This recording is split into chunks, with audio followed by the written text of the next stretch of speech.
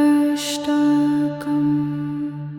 आदिदेव नमस्तुभ्यं प्रसीद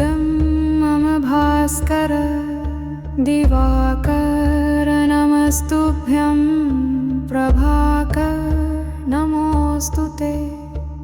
सप्ताश्वरथमारूढं प्रचण्डं कश्यपात्मजं श्वेतपद्मधरं देवं तं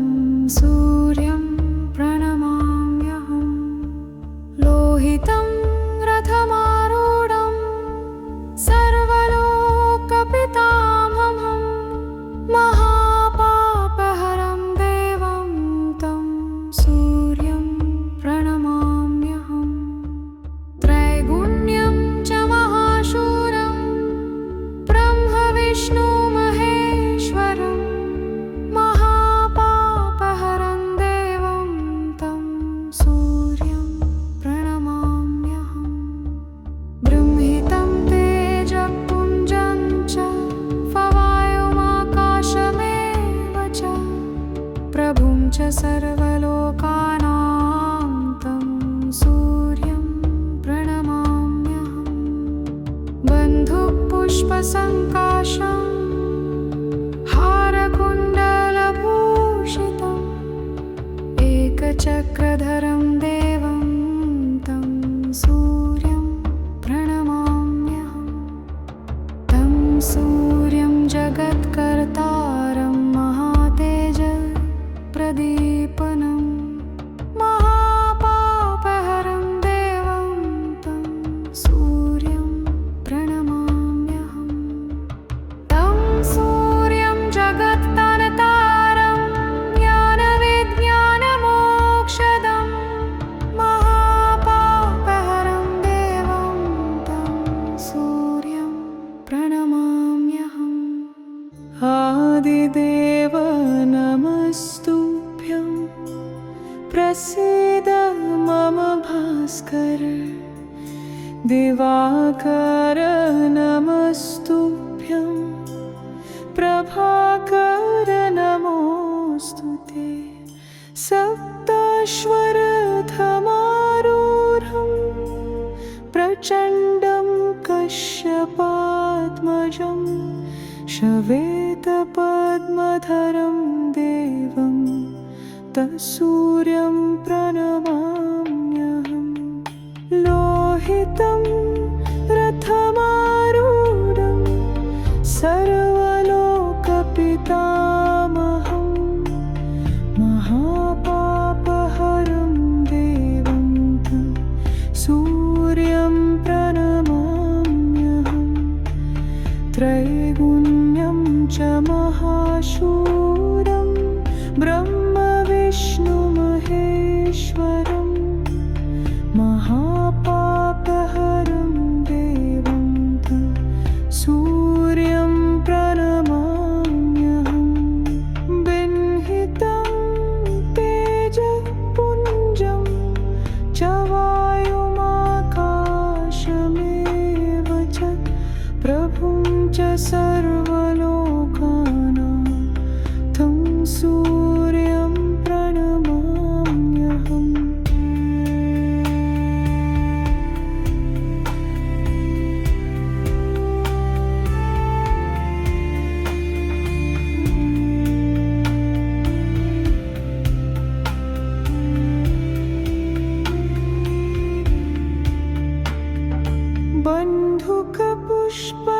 बन्धुकपुष्पसङ्काशं हारकुण्डलभूषितम् एकचक्रधरं देवं तं सूर्यं प्रणमाम्यहम् तं सूर्यं जगत्कर्तारं महातेजप्रदीपनं महापापहरं देवं तं सूर्यं प्रणमाम्यहम् तं सूर्यं जगदानाथं ज्ञानविज्ञानमोक्षदं महापापहरं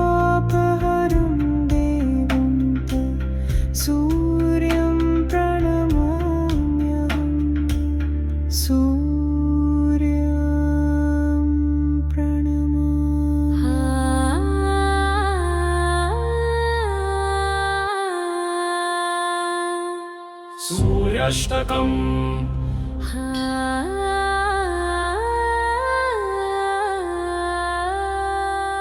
सूर्याष्टकम्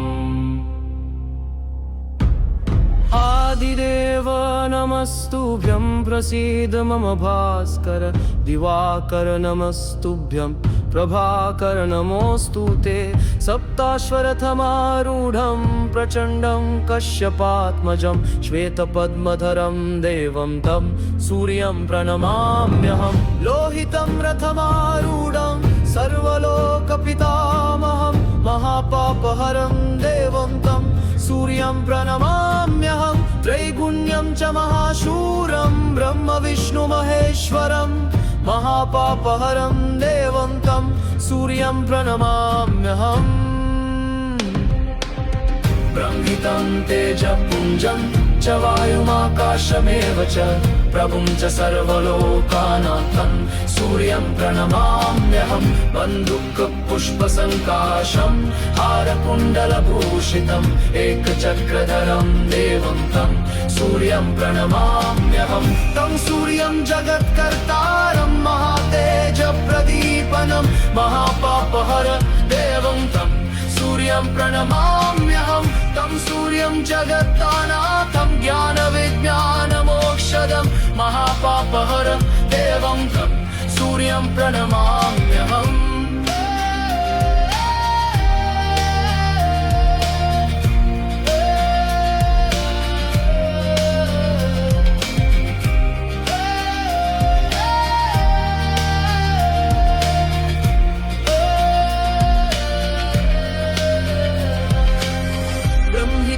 तेजः पुञ्जं च वायुमाकाशमेव च प्रभुं च सर्वलोकानान्तं सूर्यं प्रणमाम्यहं बन्धुपुष्पसङ्काशं हारकुण्डलभूषितम् एकचक्रधरं देवं तं सूर्यं प्रणमाम्यहं तं सूर्यं जगत्कर्तारं महातेजः प्रदीपनं महापापहर देवं तं